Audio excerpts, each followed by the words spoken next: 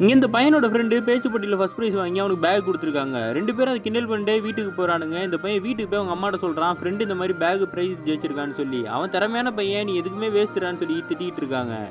அடுத்த நாள் இவனும் அவன் ஃப்ரெண்டை கூப்பிட்றதுக்காக போனால் உடம்பு முடியாமல் படுத்திருக்கான். அவங்க அம்மா சொல்கிறாங்க, நேற்றுலேருந்தே இப்படி தாண்டா இருக்கான்னு. சுற்றி இருக்கவங்களாம் வந்து கண்ணு போட்டிருக்கோம், அந்த பையனுக்கு வந்து நீங்கள் கோயிலுக்கு கூப்பிட்டு போங்க, மந்திரிச்சா சரியாக போயிடும்னு உடனே இவனும் அவன் ஃப்ரெண்டு அவங்க அம்மா 3 பேரும் சேர்ந்து அவனுக்கு கோயிலுக்கு கூப்பிட்டு போகிறாங்க. அங்கே இருக்க சாமியார் சொல்லிடுறான், தினமும் 3 தேங்காவும் எலுமிச்சம்பழமும் வாங்கிட்டு வந்து கொடுங்க, நான் வந்து விபூதி கொடுக்குறேன், 4 நாள் எல்லாம் சரியாக போயிடும்னு சொல்லி அனுப்பி விட்டுறாங்க.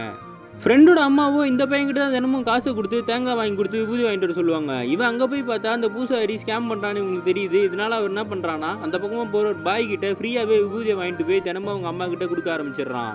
4 நாளாக இந்த பையன் காசை வாங்கிட்டு விபூதியை மட்டும் எடுத்துகிட்டு போய் கொடுத்துக்கிட்டு இருக்கான். இந்த பையனோட அண்ணனை பார்த்துட்டு அவங்ககிட்ட காசை வாங்கி புது பேக் வாங்குறது தானே இந்த மாதிரி பண்ணிக்கிட்டு இருக்கேன்னு அவனை பிடிச்சி கேட்குறாரு.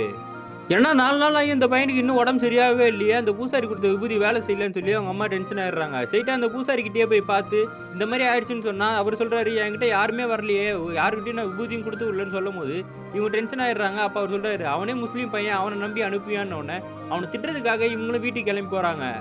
இவங்க வீட்டுக்கு போய் பார்த்தா தான் தெரியுது, அந்த பையன் அந்த காசெல்லாம் சேர்த்து வச்சு அவன் ஃப்ரெண்டுக்காக டாக்டரை கூப்பிட்டு வந்து வீட்லேயே ட்ரீட்மெண்ட் பார்த்துக்கிட்டு இருப்பான். இதை பார்த்தோன்னே இவங்களும் சந்தோஷமாயிடுறாங்க. மூட நம்பிக்கையை உடச்சி அந்த பையனுக்கு சரி பண்ணதே அவங்க ஃப்ரெண்டு தான்.